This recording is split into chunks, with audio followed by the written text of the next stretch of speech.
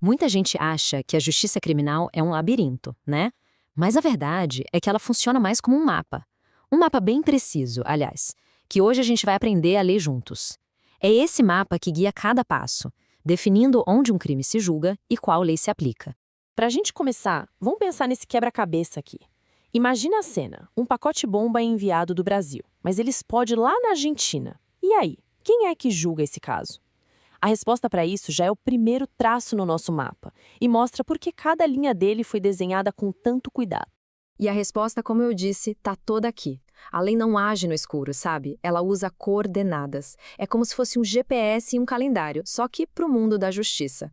Não é achismo, não. É uma estrutura super lógica para a gente conseguir encontrar o caminho certo. Ok, então vamos mergulhar nisso. Para a justiça acontecer de verdade, todo crime precisa ser localizado. Localizado num ponto exato, no tempo e no espaço. Essas são as coordenadas fundamentais, a base que vai definir todo o resto do processo. E para ninguém nunca mais esquecer essas coordenadas, tem um macete, um mnemônico simplesmente genial. Luta. É muito fácil. Para o lugar do crime, a gente usa a teoria da ubiquidade. Para o tempo do crime, a gente usa a teoria da atividade. L-U-T-A. Guarda isso aí porque essa vai ser a nossa bússola. Agora, vamos desmontar o L e o TA na prática. Olha só, para o tempo, o que realmente importa é o momento da ação, sabe? Pensa num clique do gatilho.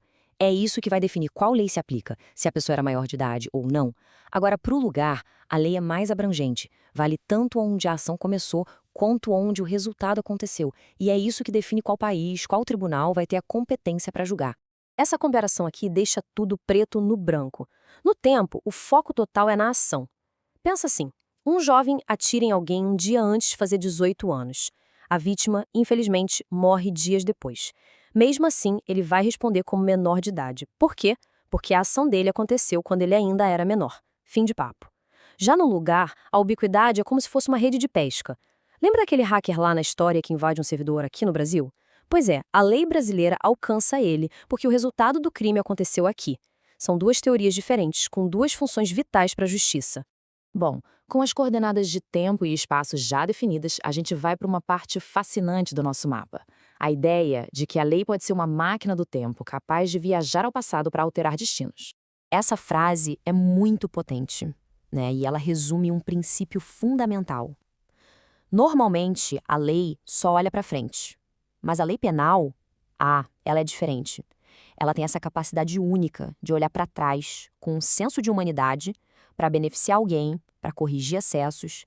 É a lei com saudades de quem precisa de ajuda.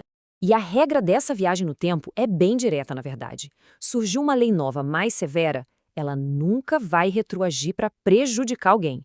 Imagina só, seria mudar as regras no meio do jogo. Agora, se a lei nova for mais branda, aí a história muda. Essa sim sempre volta no tempo para beneficiar.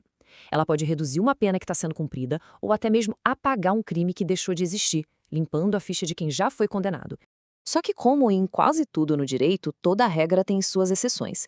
E aqui tem uma muito, mas muito importante. E se o crime não for um ato que acontece e acaba, mas sim um processo que se arrasta no tempo, tipo um sequestro? O que acontece se a lei fica mais dura enquanto a vítima ainda está em cativeiro? A resposta vem direto da súmula 711 do STF. A lógica é a seguinte: em crimes permanentes, como o sequestro, o delito se renova cada segundo. Então, se a lei mais grave entra em vigor hoje e o cativeiro só termina amanhã, o criminoso praticou o ato também sob a vigência da nova lei.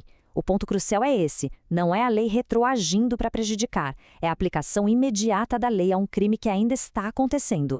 Certo, a gente já navegou pelo tempo e pelo espaço do crime. Agora, vamos explorar as fronteiras físicas do nosso mapa. Onde é que termina o território brasileiro e até onde a nossa bandeira consegue ir? O território brasileiro, olha que interessante, vai muito além da terra firme. Um navio da Marinha, por exemplo, é como se fosse um pedaço do Brasil flutuando, não importa onde ele esteja. Mesmo atracado num porto estrangeiro, a lei a bordo é a brasileira. Já um navio de cruzeiro privado, ali no mesmo porto, tem que seguir a lei local. A regra é simples, o que define a jurisdição é a natureza do veículo, se ele é público ou privado. Mas, e quando o crime acontece inteiramente fora do país, sem nenhuma conexão física com o Brasil? Aí entra um conceito super poderoso, a extraterritorialidade. Pensa nisso como se fosse um passaporte que a lei brasileira usa para poder ser aplicada lá fora, principalmente quando interesses fundamentais do nosso país estão em jogo. Para os crimes mais comuns, vamos dizer que um brasileiro é vítima de um crime no exterior. A nossa lei pode agir sim, mas com algumas condições. O autor do crime precisa entrar no Brasil, o ato tem que ser crime aqui e lá, e ele não pode já ter sido julgado por lá. Ué, por que tantas regras? Para garantir a justiça, sem criar um conflito diplomático e, claro, para que ninguém seja punido 2 vezes pela mesma coisa.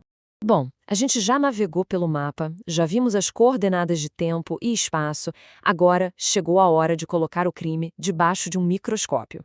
A gente vai analisar o DNA dele, a sua estrutura fundamental, que se divide em 3 partes. Essa análise toda funciona como se fosse uma escada de 3 degraus que a gente tem que subir um por um. Primeiro degrau. O ato que aconteceu no mundo real, ele se encaixa na descrição que está na lei? Se a resposta for sim, a gente sobe. Segundo degrau. Esse ato foi justificado? Tinha algum escudo legal, como a legítima defesa? Se não tinha, a gente sobe mais. E no último degrau, a gente olha para o autor. Ele podia ser responsabilizado? Ele tinha consciência do que estava fazendo? Só se a gente passar pelos 3 degraus, sim no primeiro, não no segundo e sim no terceiro, é que a gente pode dizer, ok, aqui houve um crime. O primeiro degrau é o do encaixe perfeito. A fotografia do ato real tem que caber direitinho na moldura da lei. Se a lei descreve furto como subtrair para si e a pessoa só pegou algo emprestado com autorização do dono, a foto não encaixa na moldura. Simples assim. A análise para ali mesmo. Subindo para o segundo degrau, a gente encontra os escudos da lei. Um ato pode até ser típico, como ferir alguém, mas não ser contra a lei. Ué, como assim, se foi em legítima defesa, por exemplo? A lei oferece um escudo que justifica aquela ação. O resultado é que o ato é típico, mas não é ilícito. E se não é ilícito, não é crime. E aí, a gente chega no topo da escada, no degrau mais humano de todos, a culpabilidade. Aqui, o foco sai do ato e vai para o autor. A pergunta central é: a gente, como sociedade, pode reprovar essa pessoa por essa conduta? Levando em conta as circunstâncias, a condição mental dela, a pressão que ela sofreu, era possível exigir que agisse de outro jeito? Se a resposta for não, não existe culpabilidade. Esse gráfico aqui deixa a lógica da escada bem visual. É uma análise em cascata. Se qualquer um dos degraus falhar, a estrutura toda desmorona. A gente pode ter um fato que é típico e ilícito, mas se a culpabilidade não se sustenta, o resultado final é um só: não há crime, e portanto não há pena. Um exemplo prático deixa isso bem claro.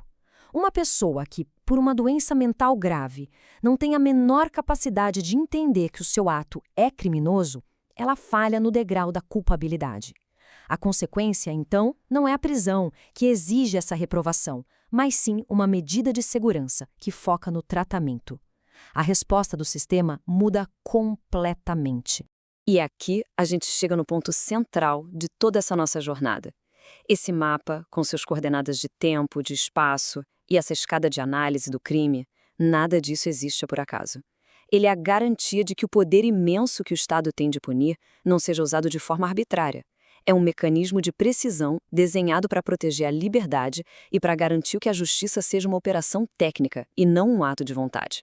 O que nos leva a uma última reflexão.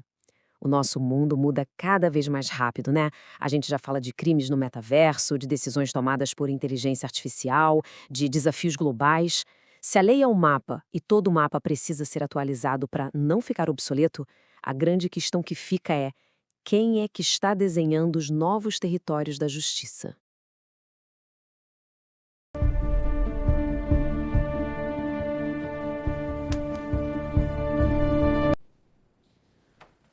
Obrigado, doutor.